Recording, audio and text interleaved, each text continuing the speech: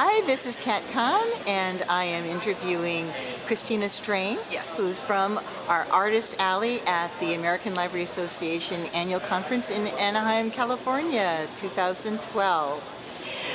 Christina, you got started as a colorist for Yes. Marvel? Yes.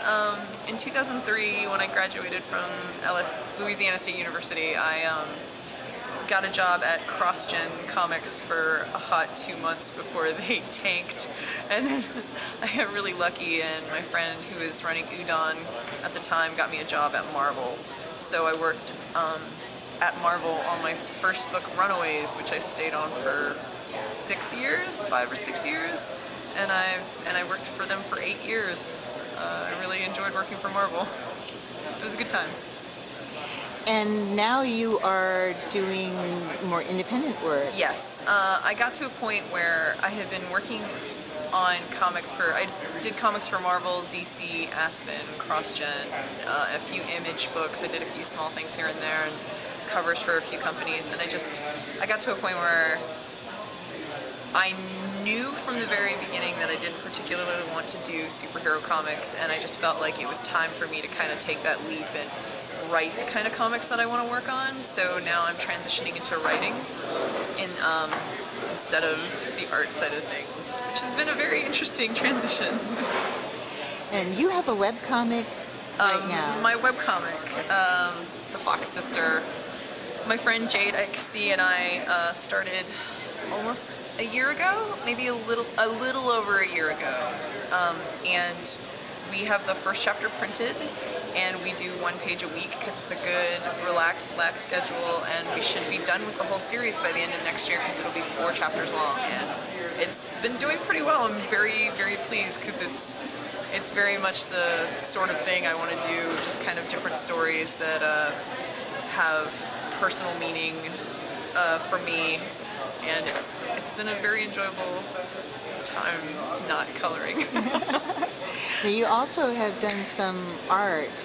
Yeah, I also have another book that I did as soon as I left Marvel. My friend Adrian Alfona and I, who was my penciler on Runaways, we worked together for several years, and I call him my comic book husband because he and I just completely get each other. We decided to do an art book together of just random art from his sketchbook and stuff. I pointed at him and said, draw this and send it to me, and I put it all together, and we self-published our art book, and we've sold a bunch of these to various people at comic conventions who were fans of ours from our previous work. So that's been incredibly satisfying too, because I still love to color.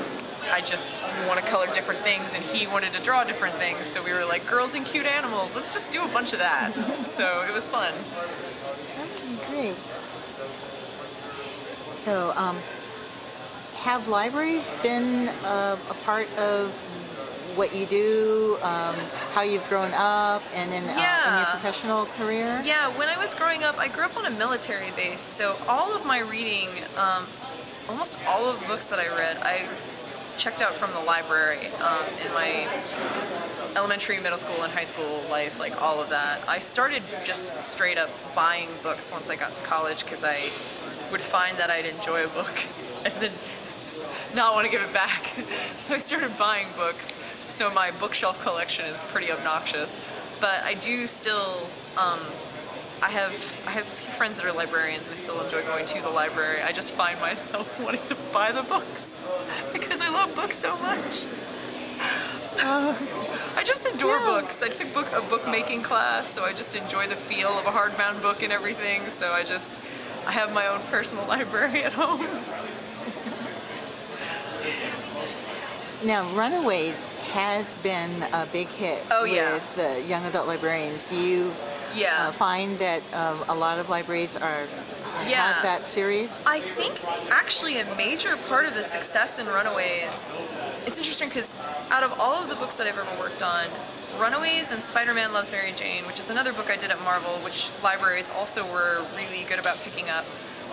A lot of those 2 books in particular, I've never had nearly as many female fans come up to me at conventions as I have with those 2 books specifically, and I find that a good percentage of the people who come up to me say that they would check it out from their library and then like it so much that they went and bought it, and then that was the copy that I was usually signing for them.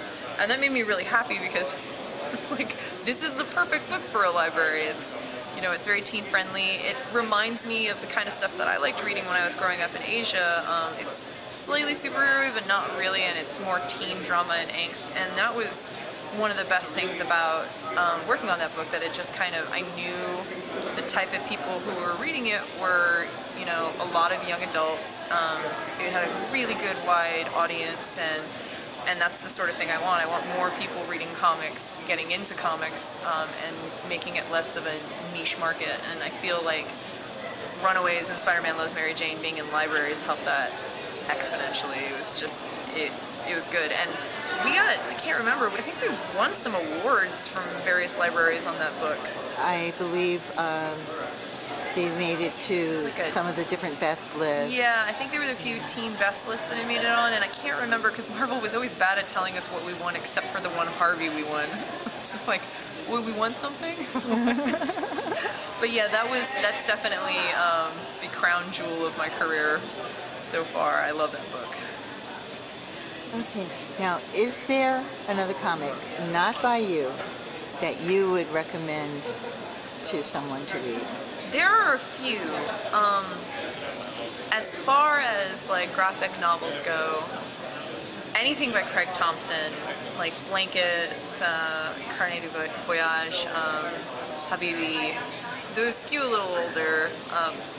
Oh, Goodbye Chunky Rice is probably my favorite thing that he's ever done, because I think every time I have a friend who moves away, I buy him a copy of that book, because I think that book is just one of the most beautiful things I've ever read. And there's a few Japanese ones that I really like. There's a lot of manga. I'm trying to remember. Oh, I also love Derek Kirk Kim. Anything that he does, he's just one of my favorites. I'm very into indie comics. And then as far as web comics go, there's one that I really enjoy, and I'm so impressed by it. It's called TJ in a Mall by E.K. Weaver. It's a weekly web comic about two guys who drive across country, and they end up falling in love along the way. And it reminds me a lot of Strangers in Paradise. It's just it's written beautifully, it's paced perfectly, the art is incredible, and I just couldn't speak highly enough for that book. It's just the characters feel real and authentic, and it's touching, and their relationship with each other is amazing, and it really reminds me of Terry Moore so much, and I just absolutely adored Strangers in Paradise. So it's amazing to see somebody who's never really done comics professionally be able to pull out like that. I'm like, holy crap, it's another Terry Moore. And E.K. Weaver is super nice. She's incredible, and she's a graphic designer by day, and, you know, amazing comic artist by night. So I couldn't recommend that webcomic enough. Okay, and this is one kind of put you on the spot a little bit. What would you like libraries to do for comics that you don't see them doing yet? It's a tough one. And I say that specifically, not necessarily only in the case of library. It's tough because I know a lot of people want to do more digital content stuff nowadays. And I know the way of the future is eventually to somehow figure out a way of doing digital content within libraries and the internet, or whatever the case may be. I'm not sure. It's tough because I know that's the way of the future, but I like the feel of a real book. Like, I love the smell of it and everything. So